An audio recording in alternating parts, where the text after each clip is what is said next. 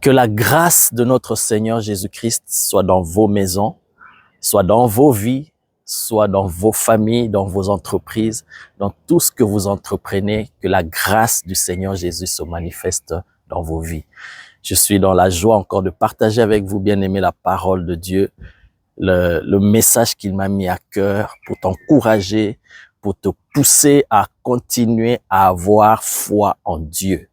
Une fois, je vous ai dit, Abraham, la Bible dit, espérant contre toute espérance, il crut en Dieu, il crut en la fidélité de Dieu, aux promesses que le Seigneur lui avait données, et Dieu avait accompli cela. Quel que soit le nombre d'années que cela a pris, Dieu avait fini par accomplir cela.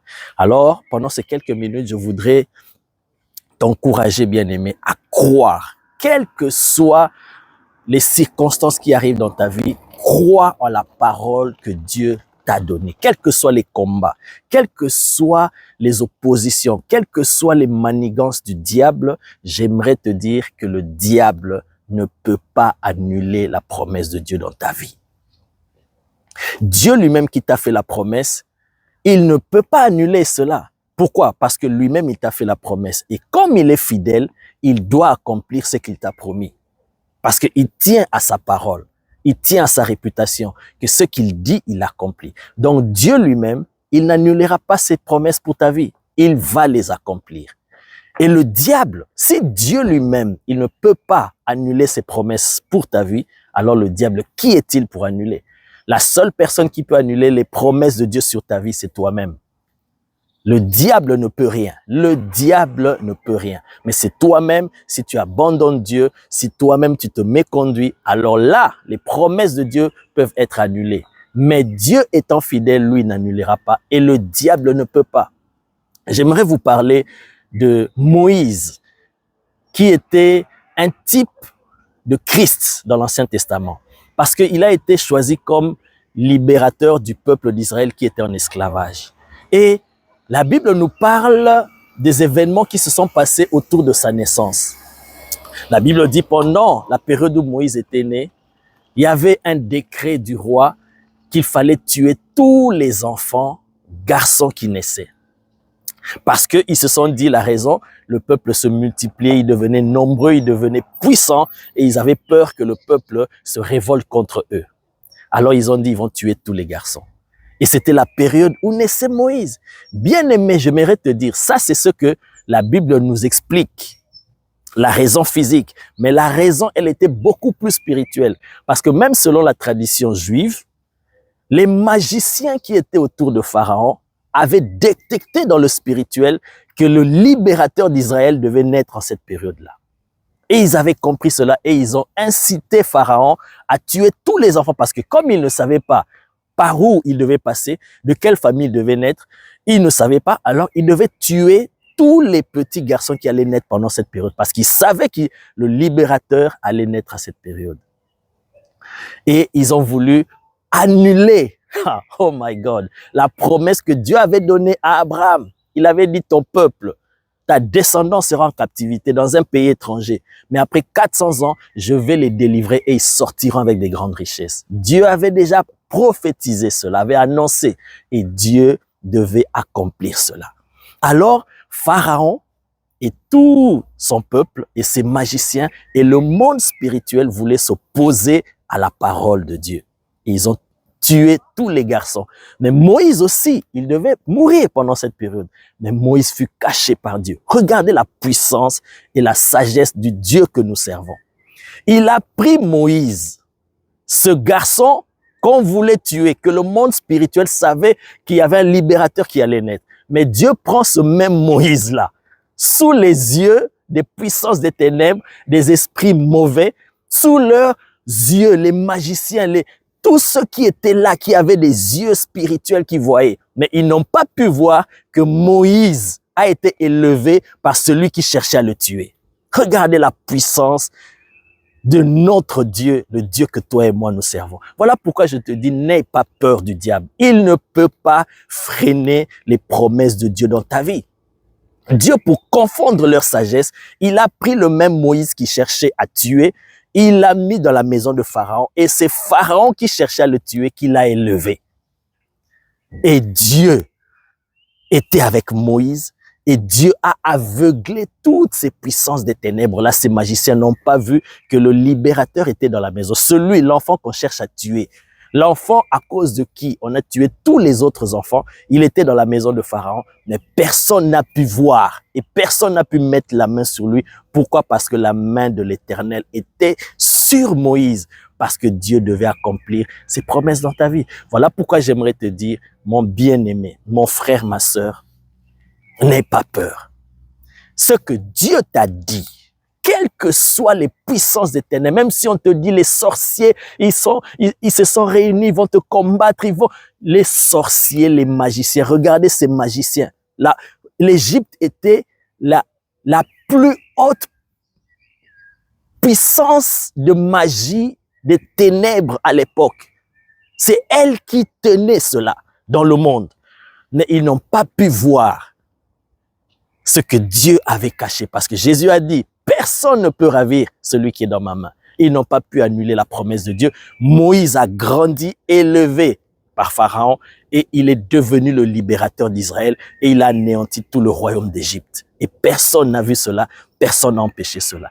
J'aimerais te dire, bien-aimé, ce que Dieu t'a promis, il l'accomplira. Crois. Crois. C'est vrai que l'ennemi est puissant, mais notre Dieu est le Tout-Puissant. Il va accomplir ce qu'il t'a promis dans ta vie. J'aimerais te parler, enfin, du Maître, celui dont Moïse était l'ombre, le Seigneur Jésus-Christ lui-même. Lorsque Adam avait péché, Dieu avait dit au serpent, l'ennemi Satan, il lui a dit, parce que tu as fait cela, parce que tu as voulu anéantir mon plan, la postérité de la femme viendra et elle t'écrasera la tête et toi tu lui blesseras le talon. L'ennemi a entendu et c'est pourquoi il a commencé par vouloir détruire même tous les premiers-nés parce qu'il ne savait pas. Il savait seulement qu'il y a un enfant, un garçon qui allait naître pour écraser sa tête, mais il ne savait pas qui. Voilà pourquoi il a commencé à combattre Caïn, il a commencé à combattre tous les premiers-nés, tous les enfants, parce qu'il ne savait pas d'où viendrait cet enfant-là. Mais quand l'enfant est venu, quand l'enfant de la promesse est venu, le diable n'a rien vu. Et le Seigneur s'est servi de la main du diable lui-même. Oh my God! Pour que sa tête soit écrasée. Donc Satan lui-même s'est utilisé pour être écrasé, pour que la promesse de Genèse 3:15 puisse s'accomplir. C'est pourquoi Paul dit, si l'ennemi, si le monde des ténèbres, si Satan savait que par la mort de Jésus, en pensant qu'il est en train d'humilier le Fils de Dieu, s'il savait qu'il était en train d'accomplir les promesses de Dieu, s'il savait que son royaume était en train d'être ébranlé, il n'allait pas crucifier le Seigneur de gloire. Voilà. Le diable, quelle que soit sa sagesse, quelle que soit sa puissance, quel que soit ce qu'il peut faire, il ne peut rien devant le Dieu qui t'a fait des promesses. Voilà pourquoi j'aimerais t'exhorter, j'aimerais t'encourager. Crois. Crois en ce Dieu. Crois. Le diable ne peut pas annuler tout ce que Dieu t'a promis. Dieu est suffisamment Dieu. Il est suffisamment puissant, il est suffisamment fort pour organiser toutes choses, pour accomplir ce qu'il t'a dit, quelles que soient les oppositions, quel que soit ce que l'ennemi, les sorciers, les magiciens, les marabouts peuvent faire. Dieu est capable de tout contourner, de tout renverser pour accomplir dans ta vie ce qu'il t'a promis. J'aimerais te rassurer et poser ta foi sur la puissance et la sagesse de notre Dieu pour savoir que les promesses qu'il t'a données, il finira par les accomplir. Tu sers un Dieu qui est irrésistible, un Dieu qui renverse les projets des méchants. Jésus a dit, j'ai le pouvoir de donner ma vie et de la reprendre. Personne ne me l'enlève. Donc si Jésus était mort à la croix, Jésus n'est pas mort par maladie ou par accident ou par meurtre. Non, Jésus a donné sa vie. Il l'a dit lui-même dans Jean chapitre 10, verset 18. Personne ne m'enlève ma vie. Waouh! Oh my God, quel est cet homme? Personne ne m'enlève ma vie. Je la donne de moi-même. Et j'ai le pouvoir de la donner et de la reprendre. Voilà pourquoi il est mort quand il a voulu mourir. Il était là. Jésus n'est pas mort à cause des douleurs. Jésus était à la croix suspendu des heures avec la souffrance atroce. Depuis le jardin de Gethsémane, il a porté la croix avec la douleur. Mais lorsqu'il fallait partir, il a dit, Père, entre tes mains, je remets mon esprit. Et la Bible dit, il expira. C'est comme ça qu'il est mort, parce qu'il a donné volontairement sa vie. Personne n'a pris la vie de Jésus. C'est le Dieu que tu sers, le Dieu Tout-Puissant. Il n'a pas besoin d'aide pour accomplir ce qu'il a dit. Il est tellement puissant pour accomplir ce qu'il t'a promis. Il a fait avec le peuple d'Israël, il le fera également avec toi. Parce qu'il est Dieu. Il confondra la sagesse de tes ennemis. Il confondra leurs projets, leurs complots pour accomplir ce qu'il t'a dit. Alléluia. Lorsqu'il était pendant qu'il exerçait son ministère, il a dit, détruisez ce corps et en 3 jours, je le rebâtirai. Les gens n'ont pas compris, mais il parlait de sa vie et de sa mort. Il disait qu'il allait mourir. Tu as déjà vu, oh my God, un homme qui annonce déjà sa mort. Il vit, mais il annonce ce qu'il va arriver. Il dit, je vais mourir et le 3e jour, je ressusciterai. Et parce que les ennemis, les pharisiens, les principaux sacrificateurs avaient entendu cela, lorsqu'il est mort, ils ont dit, cet homme-là de son vivant, il avait dit qu'il allait ressusciter. Alors, on doit veiller sur son tombeau. On doit mettre des gardes. Ils sont allés voir Pilate pour dire, cet homme, il avait dit qu'il allait ressusciter. Permets-nous de surveiller son tombeau pour empêcher que la parole qui est sortie de sa bouche s'accomplisse. Pilate a dit, faites ce que vous voulez, vous avez des gardes, gardez le tombeau comme vous voulez. Déjà, il y avait une grosse pierre qui était là devant le tombeau de Jésus. Et ses ennemis, pour bloquer l'accomplissement de la parole de Jésus, ils se sont assurés d'une garde, je vous assure, parce qu'ils se sont dit, parce que eux, ils ne croyaient pas que Jésus allait ressusciter. Ils se disaient, c'est un imposteur. Donc, il s'est organisé avec ses disciples viendront voler son corps et il va disparaître. Après, on va dire qu'il est ressuscité. Donc, ils étaient tellement dans la haine contre Jésus qu'ils se sont bien rassurés qu'on va bien protéger son tombeau. Déjà, il y avait une grosse pierre qui était là et ils ont mis des gardes pour surveiller le tombeau de Jésus. Oh my God! Qui es-tu pour oser s'opposer à Christ? Oh. Et ils ont mis des gardes et les gardes étaient là. Et Jésus est mort, enterré. Et le 3e jour, la Bible dit les gardes qui étaient là devant le tombeau, ils ont senti un tremblement de terre. Ils ont vu un ange puissant avec un éclat rayonnant descendre. Un ange à lui seul a fait trembler la terre. Et la pierre a été roulée. Cette pierre-là, pour la rouler, pour mettre devant le tombeau, il fallait des forces réunies pour placer cela. Un seul ange a roulé la pierre. Et les femmes qui venaient, et bien aimé, j'aimerais te dire, si l'ange a roulé la pierre pour que le tombeau soit ouvert, ce n'était pas pour que Jésus sorte, pour que Jésus soit ressuscité. Non, Jésus n'avait pas besoin qu'un ange l'aide.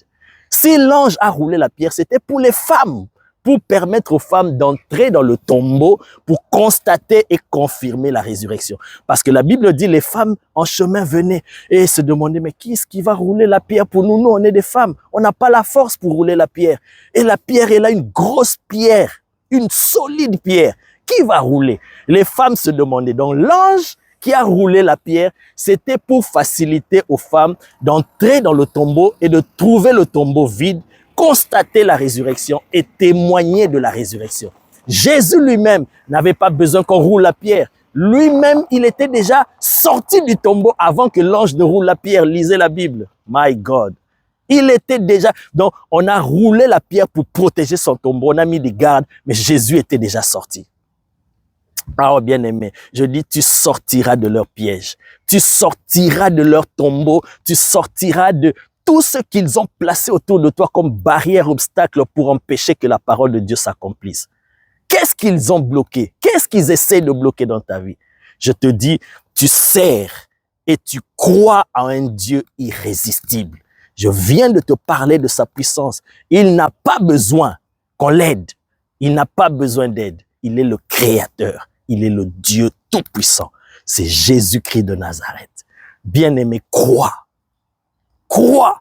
Alors que je te parle, par l'Esprit de Dieu, je sais qu'il y a des choses qui sont en train d'être bouleversées dans ta vie pour tracer le chemin à l'accomplissement des promesses de Dieu sur ta vie. Crois. Bien-aimé, crois. Ne laisse pas le diable t'intimider. Il ne peut rien. Quelles que soient les manœuvres, il ne peut rien. Il n'est pas un lion, mais il est comme un lion qui rugit, qui fait peur juste, qui t'intimide. Mais il n'est pas un lion. S'il était un vrai lion, il allait te dévorer depuis longtemps. Voilà pourquoi la Bible dit, il cherche qui dévorer, parce qu'il sait qu'il ne peut pas dévorer tout le monde. Il ne peut pas te dévorer, il cherche comment te dévorer. S'il était vraiment un vrai lion, il allait te dévorer. Mais c'est notre Dieu qui est le véritable lion, qui ne recule jamais devant quoi que ce soit, devant n'importe quel obstacle.